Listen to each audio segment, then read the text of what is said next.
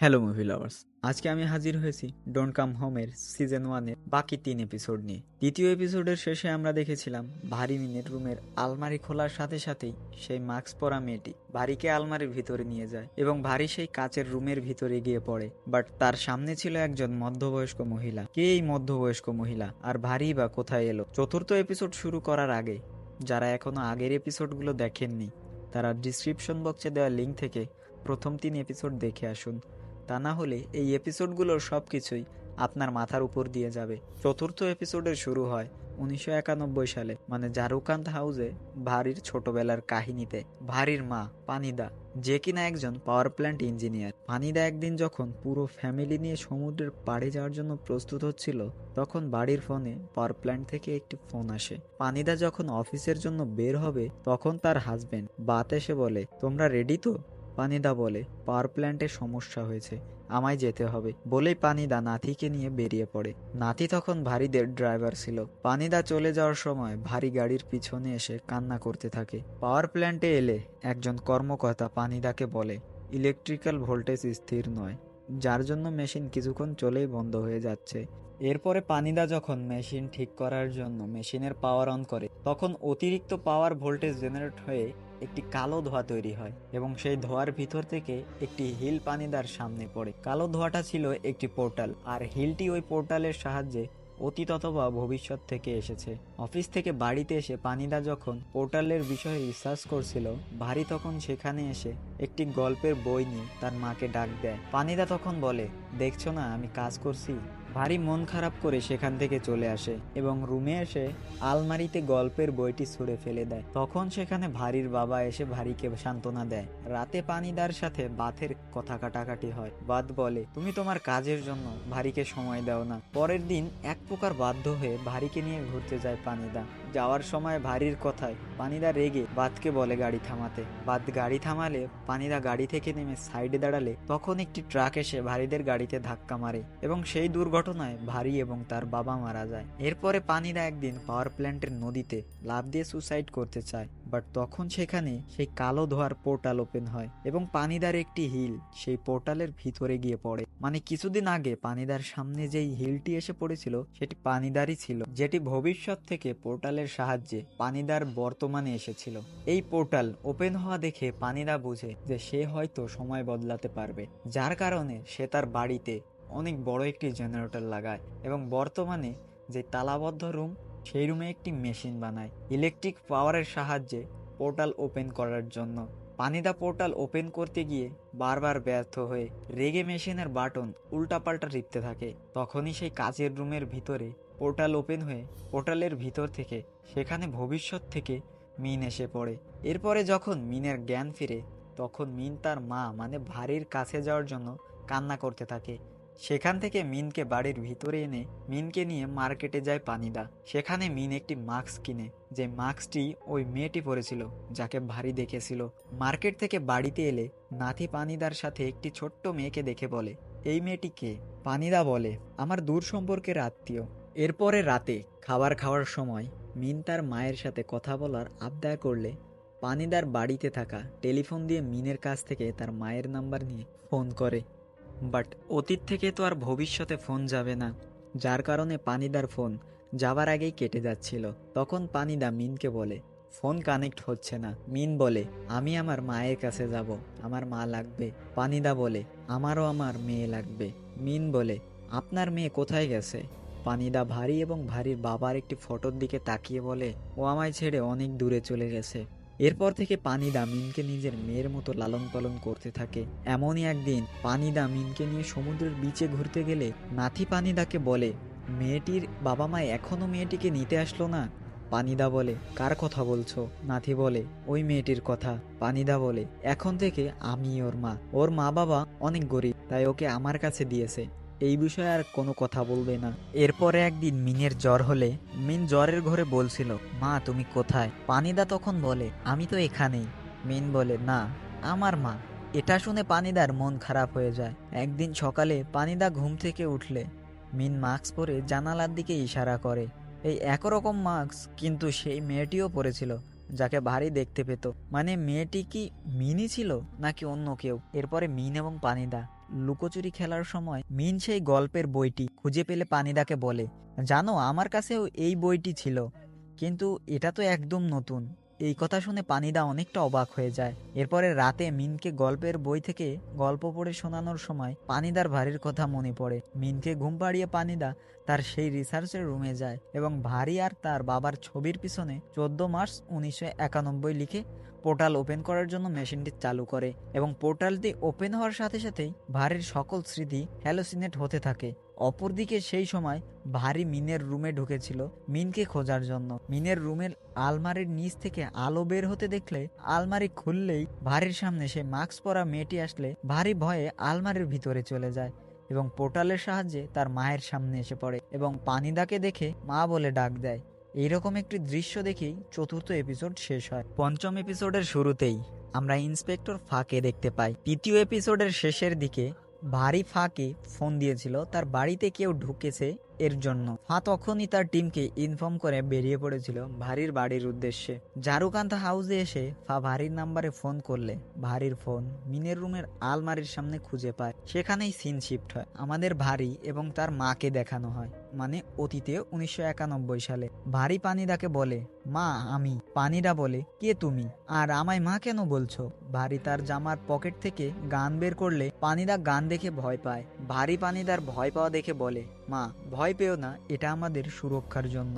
বলেই ভারী গান নিচে রেখে দেয়। এটা দেখে পানিদা ভারীকে পিছনে ঘুরতে বলে এবং সেই সুযোগে পানিদা গান নিয়ে কাচের রুমে তালা মেরে দেয়। রুমে তালা মারা দেখে ভারী বলে, মা তুমি এটা কি করছো? আমি তোমার মেয়ে ভারী।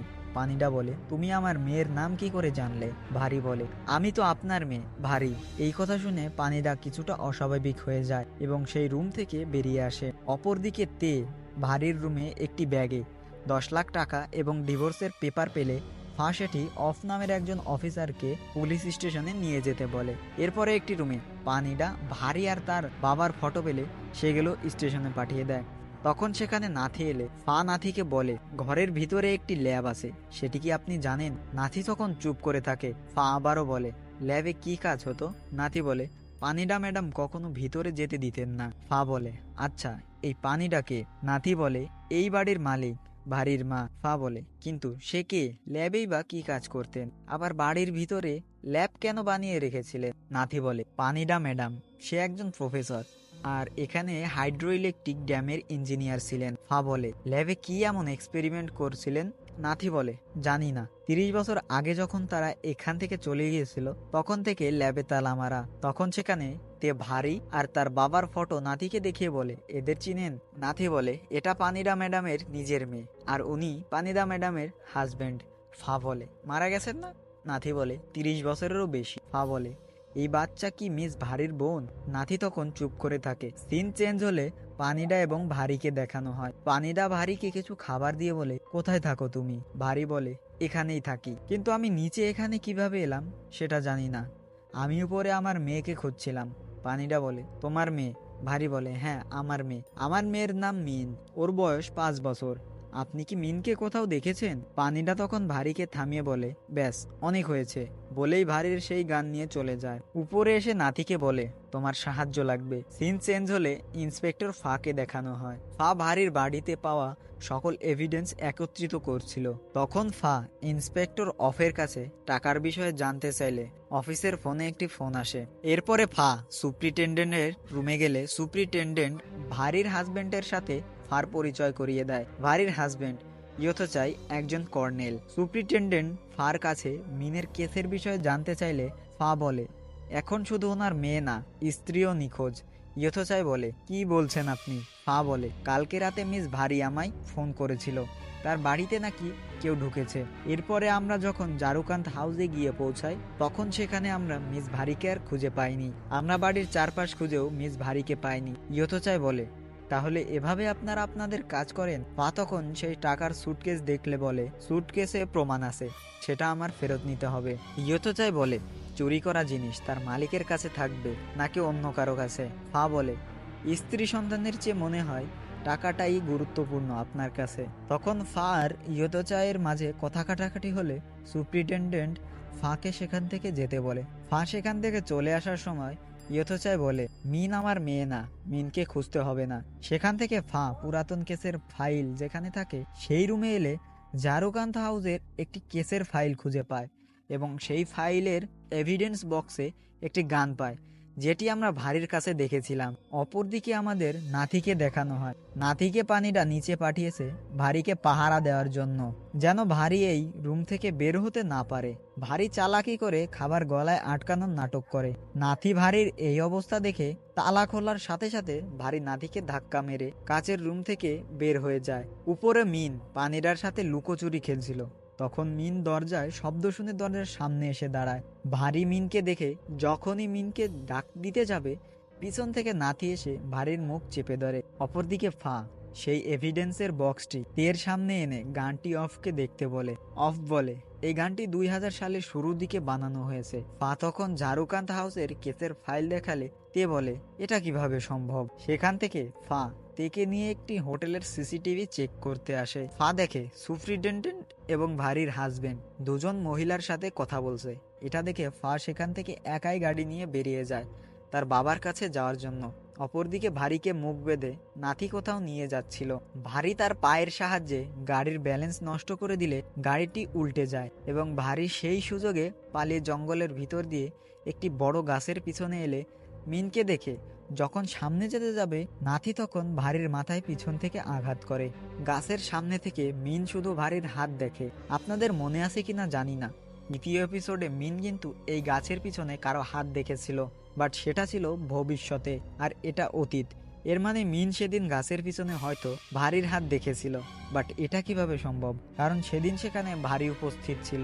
এইরকম একটি টুইস্ট রেখে পঞ্চম এপিসোড শেষ হয়। ষষ্ঠ এবং শেষ এপিসোডের শুরুতেই আমাদের দেখানো হয় নাথি ভারীকে টেনে আবারও সেই কাচের রুমে নিয়ে এসেছে। এটা দেখে পানিরা বলে, তুমি ওকে আবারও এখানে কেন এনেছো? সিন চেঞ্জ হলে ফা গাড়ি চালানোর সময় ইন্সপেক্টর অফ ফাকে ফোন করে বলে, আপনি যে গানের সিরিয়াল নাম্বার চেক করতে বলেছিলেন সেটা ভারীর হাজবেন্ড ইয়োথোচায়ের নামে রেজিস্টার করা। এরপরে ফা তার বাবার কাছে আসে জারুকান্ত হাউসের কেসের ফাইল নিয়ে। ফাইল দেখিয়ে ফা বলে, এই কেসের কথা মনে আছে আপনার? ফার বাবা বলে, হ্যাঁ মনে আছে। ফার বাবা একজন রিটায়ার্ড পুলিশ অফিসার এবং এই কেস ফার বাবাই তদন্ত করেছিল। ওকে। এরপরে ফা ফাইলে একটি মহিলার ফটো দেখিয়ে বলে, এই মহিলা কে? ফটোতে মহিলার চেহারা বোঝা যাচ্ছিল না। ফার বাবা বলে, পাগল ছিল, বাড়ির মালিককে মারতে চেয়েছিল, হাতাহাতির সময় মারা গেছে। ফা বলে, কিন্তু মহিলার নাম কি, কোথা থেকে এসেছে? কিছুই ফাইলে নেই। ফার বাবা বলে, আমি কিভাবে জানবো? ফা বলে, আপনি তদন্ত করেননি ওই মহিলার ব্যাপারে? ফার বাবা বলে, কোথা থেকে শুরু করতাম? না ওর কাছে কোনো কাগজ ছিল, না ছিল কোনো আইডি কার্ড, গান ছাড়া কিছুই ছিল না। ফা তখন সেই গানের ফটো দেখিয়ে বলে, এটাই কি সেই গান? ফার বাবা বলে, হ্যাঁ। ফা বলে, এটা কি করে সম্ভব? এই গান তো 2006 সালে রেজিস্টার করা হয়েছে, তাহলে 1992-তে গেল কি করে? আপনি এভিডেন্সের সাথে কাটাকাটি করেননি তো? ফার বাবা বলে, আমি এমনটা কেন করব? ফার বাবা আরো বলে, আরো একটি কথা, ভিকটিমের হাতে কাগজে কিছু নাম্বার ছিল। ফা বলে, কিসের নাম্বার? ফার বাবা বলে, আমি কিভাবে জানবো কিসের নাম্বার? ফা তখন সেখান থেকে স্টেশনে চলে আসে। অপরদিকে পানিডা নাথিকে বলে, এই মেয়ে বেশি বাড়াবাড়ি করলে গুলি করে মেরে ফেলবে। বলেই পানিডা সেখান থেকে চলে যায়। এরপরে রাতে ভারীর জ্ঞান ফিরলে ভারী নাথিকে বলে, আমায় এখানে আটকে রেখেছো কেন? আর তুমি তো আমায় মারতে চেয়েছিলে। নাথি বলে, কে বলেছে মারতে চেয়েছিলাম? আমি তো তোমায় পুলিশ স্টেশনে নিয়ে যাচ্ছিলাম। আসল কথা তুমি কে আর ঘরের ভিতরে কিভাবে আসলে? ভারীর গান হাতে নিয়ে বলে, এই গানও তোমার কাছে ছিল, চুরি করতে এসেছিলে এই বাড়িতে, তাই না? ভারী তখন বলে, এটা কি 1992 সাল? আমি ভবিষ্যৎ থেকে এখানে এসেছি। আমি ভারী, এই বাড়ির মালিকের মেয়ে। নাথি বলে, এইসব ফালতু কথা আমার কাছে বলিস না, কারণ ভারী তার বাবার সাথে আগের বছর একটি দুর্ঘটনায় মারা গেছে। নাথি তখন ভারীর একটি ফটো দেখিয়ে বলে, এ হলো ভারী। অপরদিকে ইন্সপেক্টর ফা সকল প্রমাণ একত্রিত করলে বুঝতে পারে ভারী ওই ঘরেই আছে, কিন্তু অন্য সময়ে। তে তখন বলে, এটা কিভাবে সম্ভব? অপরদিকে ভারী নাথিকে বলে, আমি আমার মেয়েকে খুঁজতে এসেছি, আমার মেয়েকে আমার কাছে ফিরিয়ে দাও। নাথি বলে, কোন মেয়ের কথা বলছিস তুই? ভারী বলে, যাকে তোমার মালিক লুকিয়ে রেখেছে। নাথি তখন সেখান থেকে চলে আসে এবং দরজার সামনে চেয়ার নিয়ে বসে থাকে। তখন সেখানে পানিডা এসে নাথিকে বলে, এখানে কি করছো? নাথি বলে, অনেক চিৎকার করছে ও, আর বলছে ওর মেয়েকে নাকি আপনি লুকিয়ে রেখেছেন। পানিডা বলে, এখন একটা পাগলের কথা শুনবে তুমি? নাঠি বলে, ওই মেয়েটি কি ওর? পানিডা বলে, ও আমার মেয়ে। বলেছিলাম না তোমায় যেটা করতে বলেছি সেটা করো। সেখান থেকে এসে পানিডা মিনের গল্পের বইটি আলমারির ভিতরে রেখে দেয়। অপরদিকে ভারির হাজবেন্ড ফার কালেক্ট করা এভিডেন্স দেখে তেকে বলে, কেউ কি মারা গেছে নাকি? তে বলে, আজ থেকে 30 বছর আগে ওই বাড়িতে কেউ একজন মারা গিয়েছিল।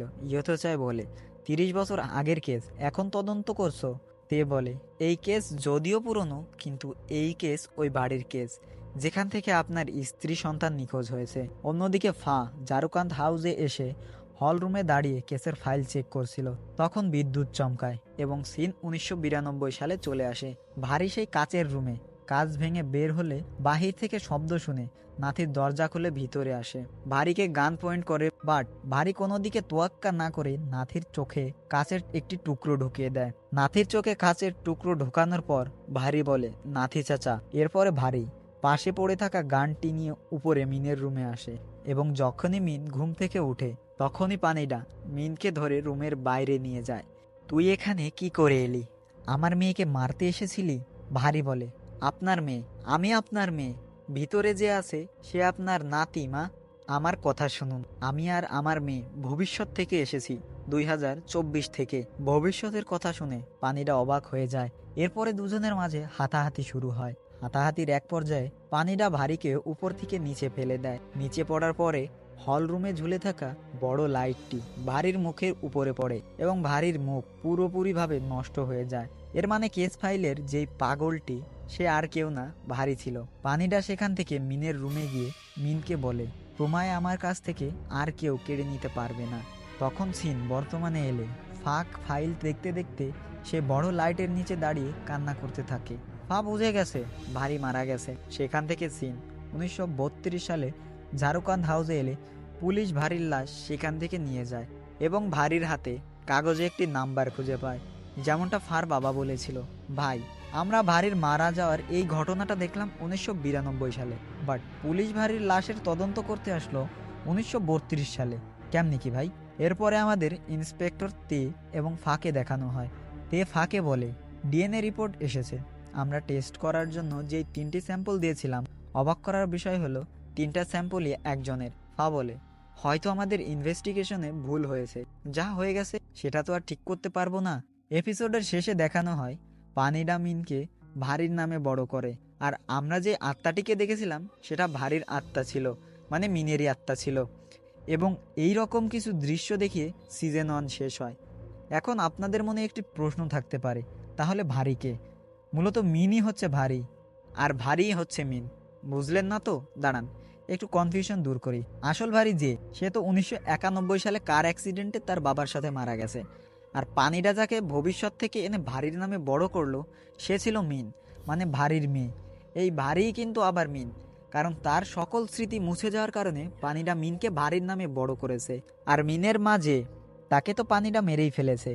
আমি জানি না কি কতটুকু বুঝেছেন, আমি আমার সাধ্যমতো চেষ্টা করেছি। আমার মাথায় আরেকটা কথা ঘুরপাক খাচ্ছে, সেটা হলো আমরা সবাই দেখলাম ভারীকে, মানে মিনের মাকে পানিডা 1992 সালে মারলো, কিন্তু পুলিশ 1932 সালে কিভাবে ভারীর লাশের তদন্ত করতে আসলো? তো এই রকম কিছু সাসপেন্স রেখেই সিজন 1 শেষ হয়। তো আজকের মতো এই পর্যন্তই। দেখা হবে নতুন কোনো এক ভিডিওতে। ততক্ষণের জন্য সবাই ভালো থাকবেন, সুস্থ থাকবেন, আর চ্যানেলে নতুন হলে সাবস্ক্রাইব করে দিয়েন।